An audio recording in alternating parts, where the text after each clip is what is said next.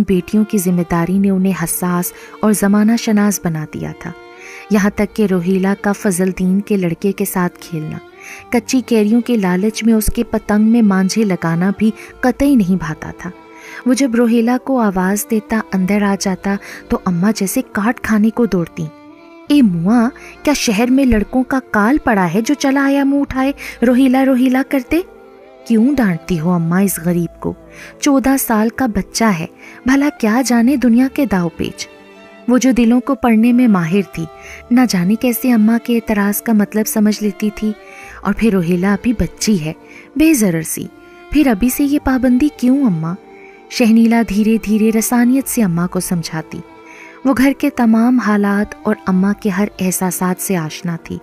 ایاز حیدر جو سرکاری دفتر میں ہیڈ کلرک تھے، تب آمنہ بیگم کو 3 بیٹیوں سمیت بھی زندگی ایسے دشوار نہیں لگا کرتی تھی۔ ایاز حیدر کا بڑا سا آبائی مکان تھا جہاں وہ معقول اور مطمئن زندگی گزار رہی تھی، لیکن ان دنوں جب شہنیلا انٹر کے امتحانات سے فارغ تھی اور زبالہ 10ویں کلاس کی تیاریوں میں مشغول تھی، تب اچانک ہی ایک دن ایاز حیدر آفس میں کام کرتے ہوئے دل کے دورے کی بھینٹ چڑھ گئے، اور تب یکدم سے جیسے وقت نے آمنہ بیگم کو عمر کے آخری حصے میں دھکیل دیا تھا۔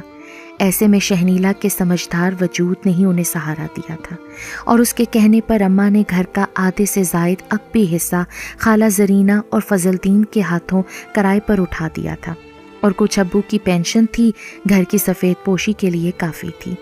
رہی روہیلا اور زبالہ کی پڑھائی تو شہنیلا نے اماں کے لاکھ منع کرنے کے باوجود اپنی ٹیوشن سے یہ خرچ جاری رکھا تھا، اور پھر کچھ افضال ماموں کی مہربانی تھی جو وہ اکثر زوبی اور روحی کے چھوٹے چھوٹے تحفوں کے بہانے بڑی بڑی رحمتیں بھیجا کرتے تھے، اور یہ سب کچھ انہیں اپنی ڈکٹیٹر قسم کی بیوی سے چھپا کر کرنا پڑتا تھا، کیونکہ ایک طرف بیوی کی خوشنودی تھی تو دوسری طرف بہن کی محبت، دونوں ہی ان کے لیے لازم و ملزوم تھیں۔ شہنیلا ماں کی زبانی ہر حالات سے آشنا تھی۔ اماں نے نانی کی موت کے بعد افضال ماموں کو ماں بن کر پالا تھا۔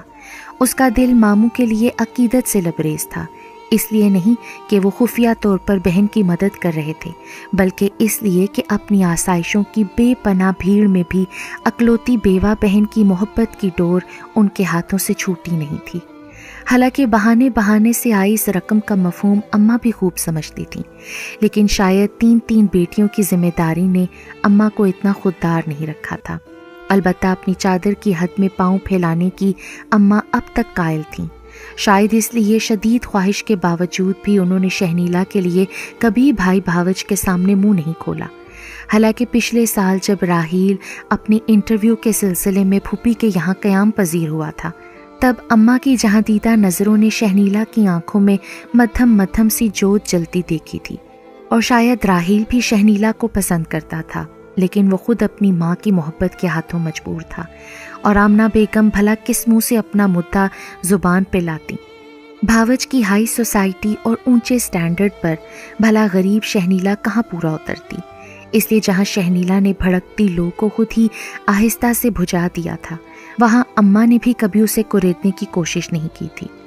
اب جب کہ شہنیلا ایم اے کے آخری سال میں آ گئی تھی، اماں کو یکدم سے وہ پہاڑ لگا کرتی کہ کہاں سے آئے گا اس سے بھی اونچی ڈگری والا لڑکا، اور شادی جب میل کی نہ ہو تو دلوں میں پھانس رہ جاتی ہے۔ وہ سارا دن خیالوں کے ایسے ہی تانے بانے میں الجھی رہتی۔ وہ تو شروع سے ہی اونچی اونچی ڈگریوں کے خلاف تھیں، لیکن شہنیلا کی قابلیت کے چرچے اتنے عام تھے، اور اسکول سے کالج تک کے اس کے عمدہ تعلیمی ریکارڈ کے آگے اماں بھی مجبور ہو گئی تھیں، لیکن زوبی اور روحی کے معاملے میں وہ قطعی راضی نہیں تھیں۔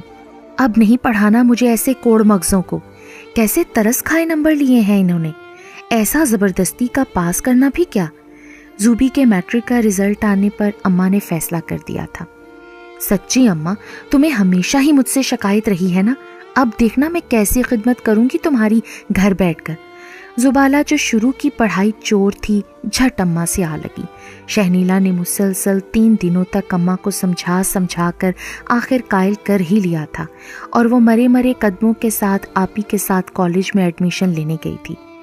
زندگی یوں ہی اپنے ڈھب پہ قائم تھی، وقت گزرتا رہا اور وہ اب بی اے کے آخری سال میں آ گئی تھی، جبکہ روہیلا نے اسی کالج میں ایف اے میں داخلہ لے لیا تھا، اور آپی نے ایم اے کے امتحانات سے فارغ ہو کر خود کو مزید ٹیوشنز میں مصروف کر لیا تھا۔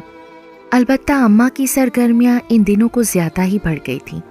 اس دن زبالہ بی اے کا آخری پرچہ دے کر آئی تھی، چہکتی ہوئی، بالکل ہلکی پھلکی سی، جیسے ایک زمانے کا بوجھ